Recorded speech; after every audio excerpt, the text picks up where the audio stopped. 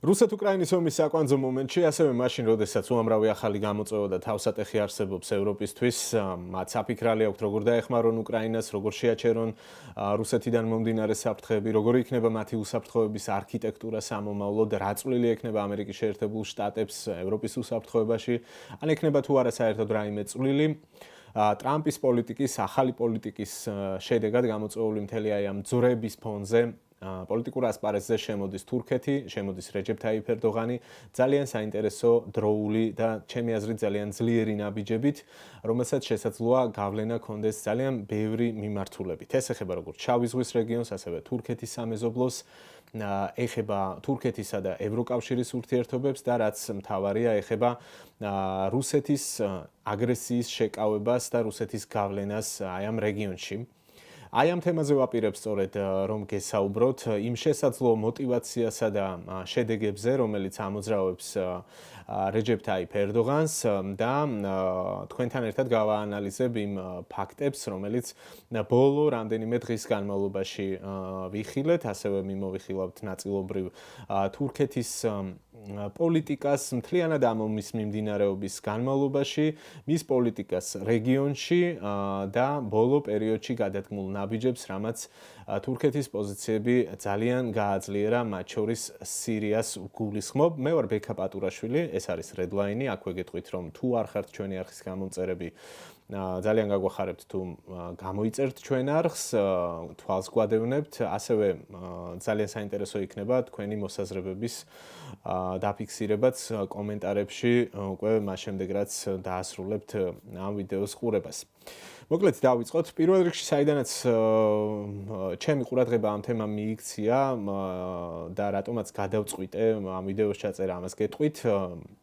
ერთი ეს არის მიზეზი, რომ ქართულ მედიაში ამ თემის ანალიზი არ შემხვედრია და ვფიქრობ, რომ საინტერესო თემა არის. მხოლოდ რამდენიმე ფრაგმენტულად გაშუქდა ნიუსებში, რომ აი რაღაც შეხვედრა გაიმართა ანკარაში, რაღაც შეხვედრა გაიმართა ლონდონში, სადაც თურქეთის საგარეო საქმეთა მინისტრი იყო და მორჩა.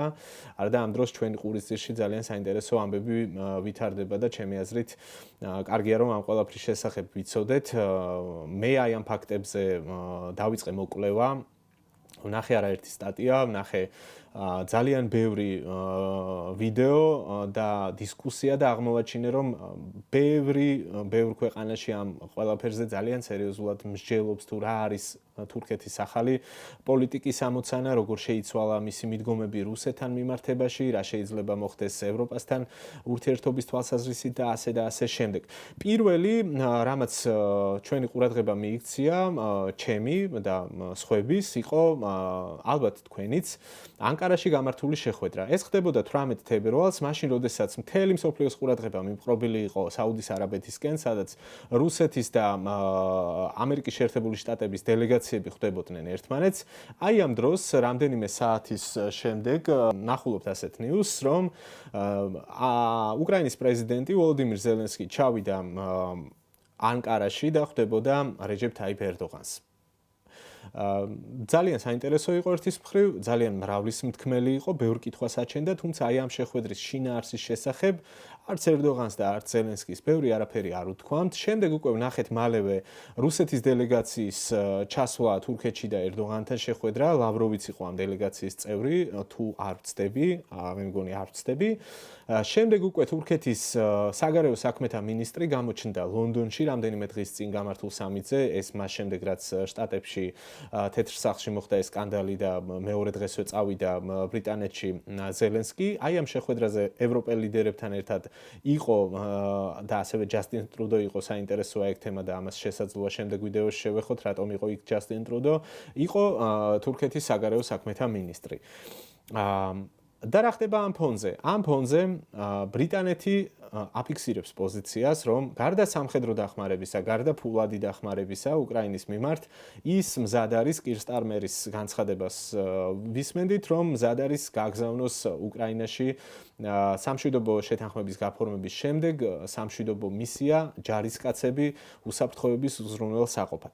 იგივე პოზიცია დააფიქსირა საფრანგეთმაც, ემანუელ მაკრონმაც თქვა, რომ ის მზად არის საჭიროების შემთხვევაში გაგზავნოს ჯარისკაცები უკრაინაში უკრაინაში, რათა გრძელვადიანი მშვიდობა იყოს უზრუნველყოფილი და ეს ყველაფერი არ იყოს მხოლოდ შეთანხმებისთვის და მეორე დღესვე არ დაირღვეს და აი ამ დროს ყველასთვის მოულოდნელად სწორედ ერდოღანის გადაწყვეტილებას ვისმენთ, რომ თურქეთი მზად არის გაგზავნოს ჯარები უკრაინაში. გარდა ამისა, აქ საგულისხმოა, რომ თურქეთის ოფიციალური პირების განცხადებებში იყო აბსოლუტური საწინააღმდეგო გზავნილები ამერიკის შეერთებული შტატების პოზიციებთან.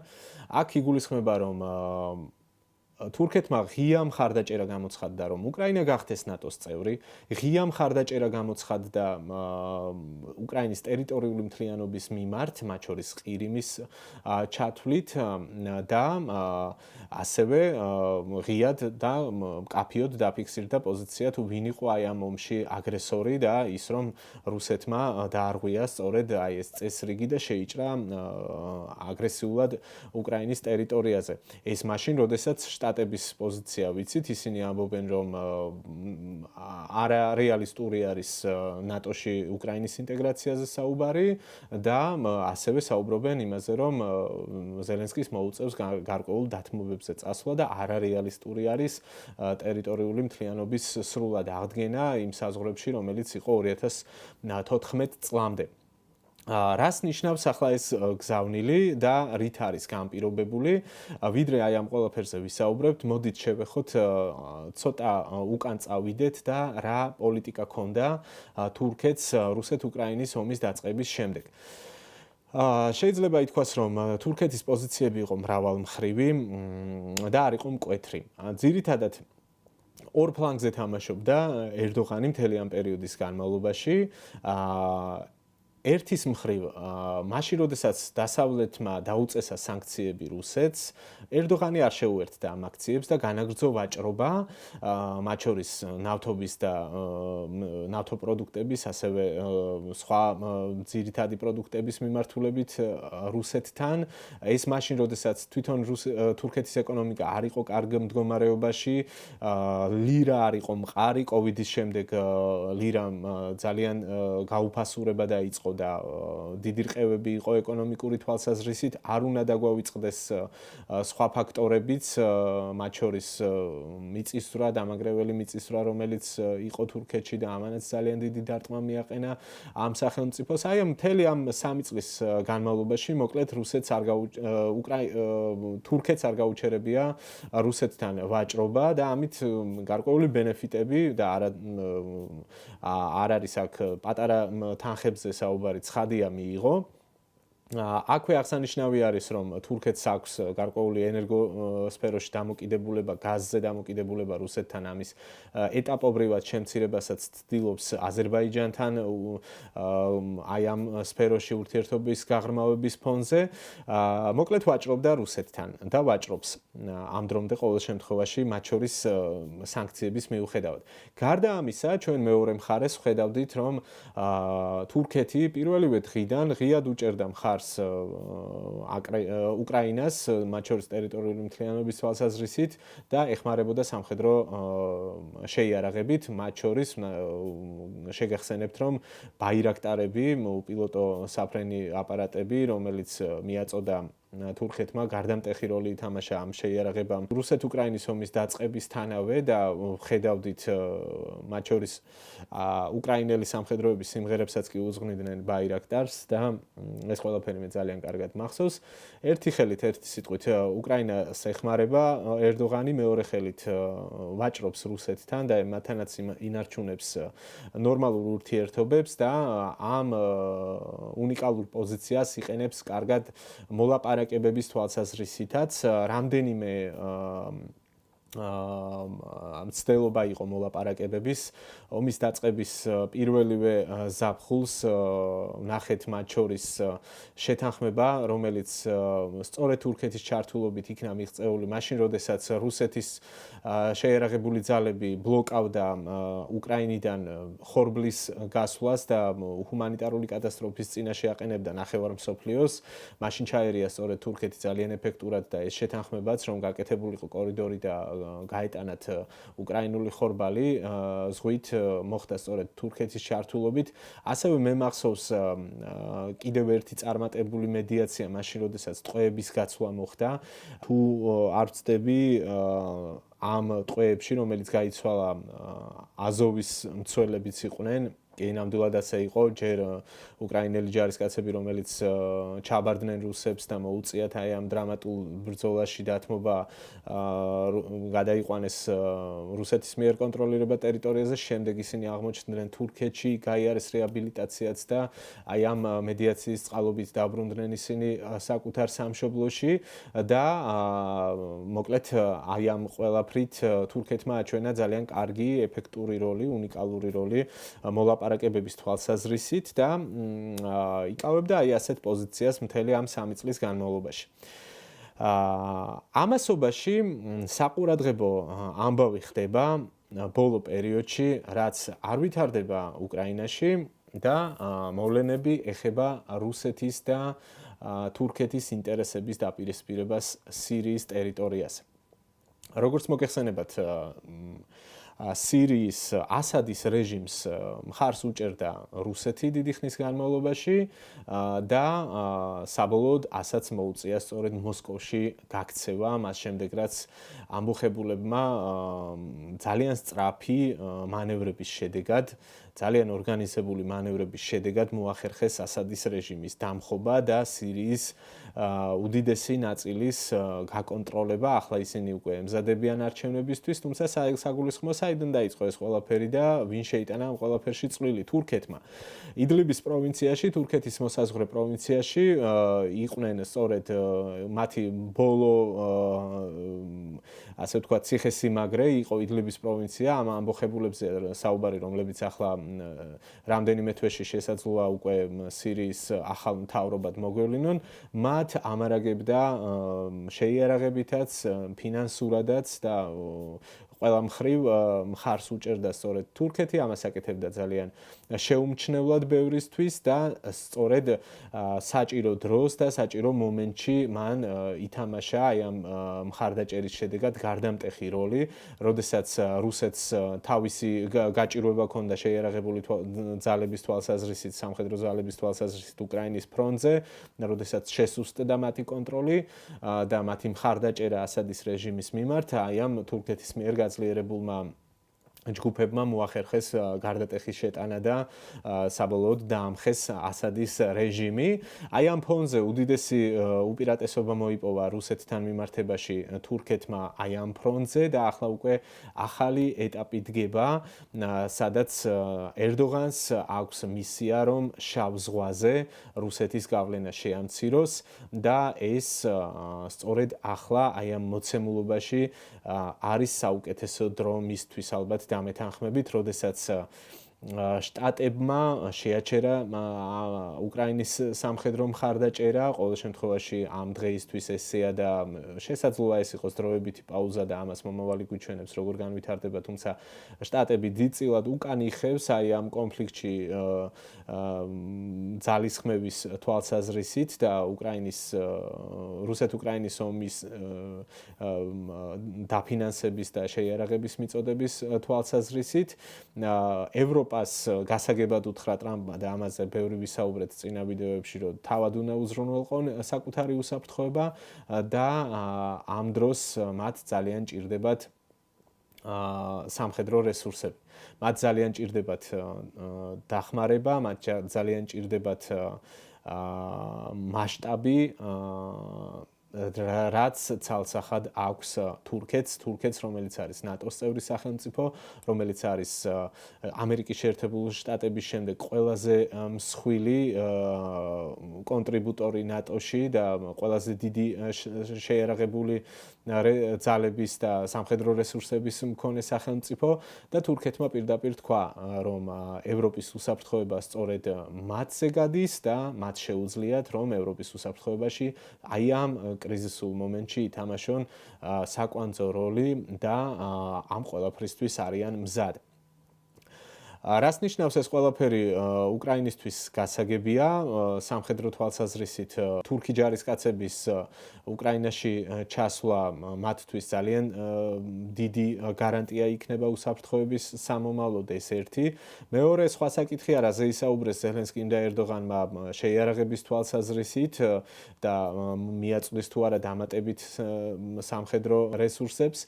და მესამე საკითხია, როგორ იმოქმედებს თურქეთის ეს ნაბიჯები უშუალოდ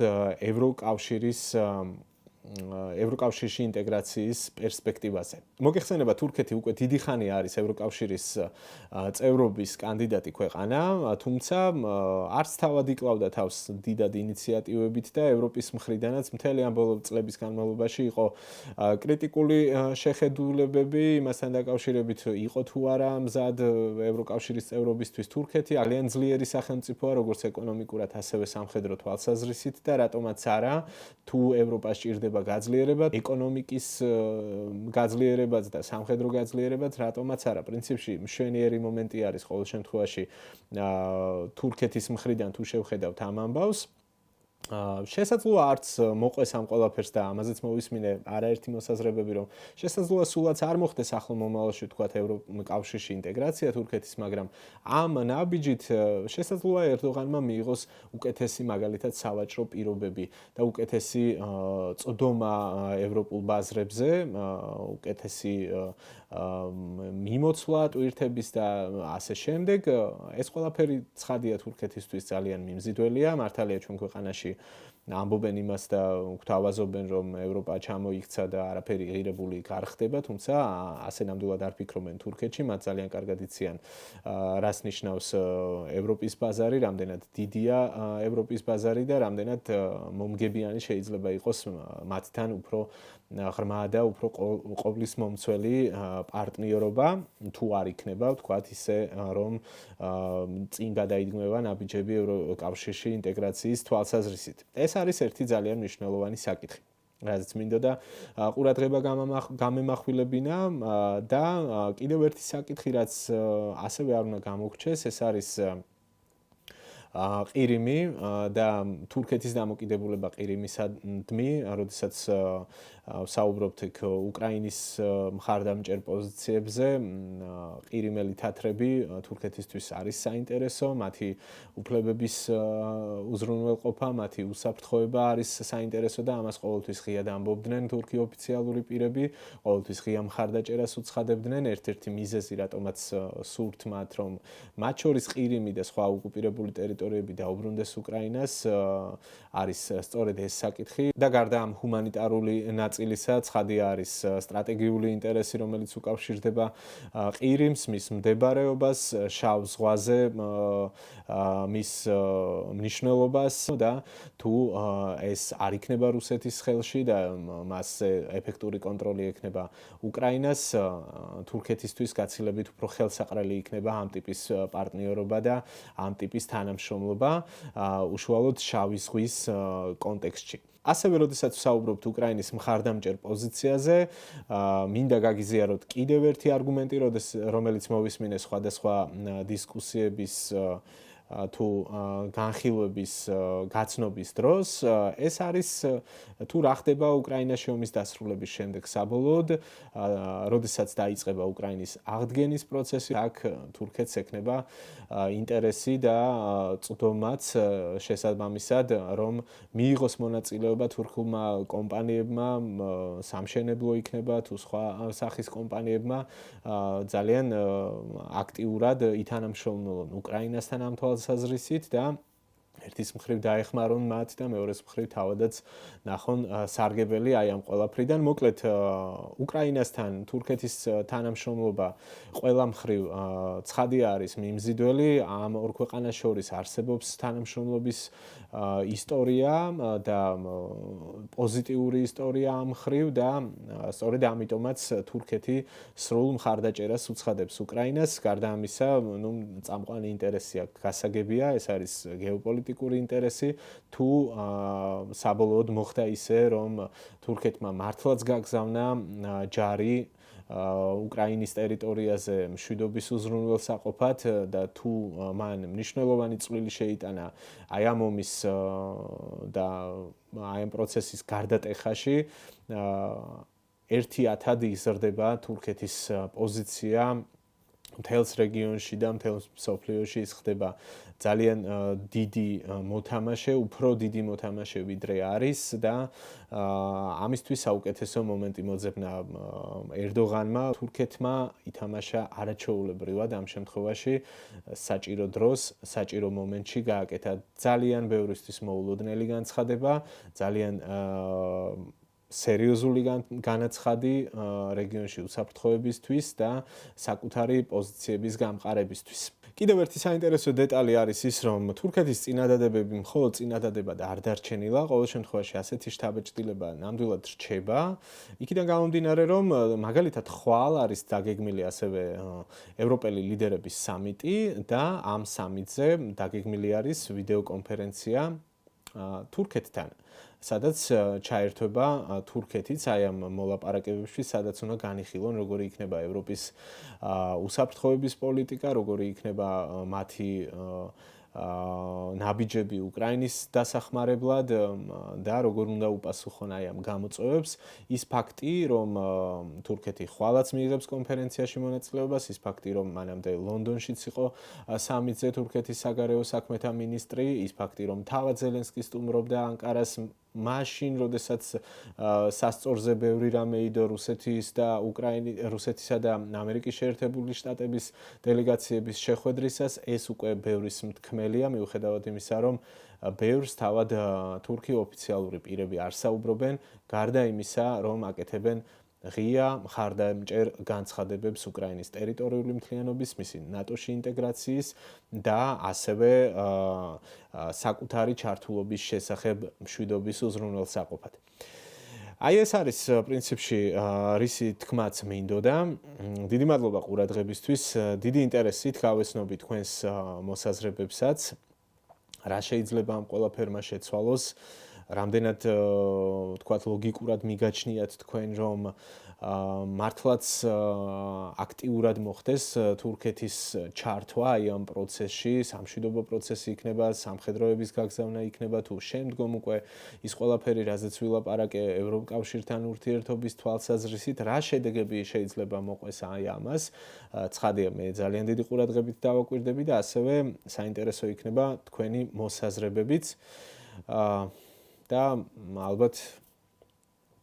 ალბათ ყველა ჩვენთაგანისთვის საქართველოს მოქალაქეებისთვის საინტერესოა ასევე ჩვენ ქვეყანაზე რა გავლენა შეიძლება იქონიოს აი ამ ყველაფერმა, ჩვენი ძლიერი და სტრატეგიული მეზობელი თურქეთი, ნატოს წევრი, რომელიც დიდ განაცხადს აკეთებს ევროპის უსაფრთხოების არქიტექტურაში, რომ იპოვოს თავისი ძალიან მნიშვნელოვანი ნაბიჯი, ეს როგორ აისახება ჩვენზე და ჩვენს შემდგომ პოლიტიკასა თუ უსაფრთხოებაზე. აი ამ ყველაფერზეც სიამოვნებით გავეცნობი თქვენს მოსაზრებებს. ნახვამდის, დიდი მადლობა კიდევ ერთხელ, რომ თვალს გვადევნებთ.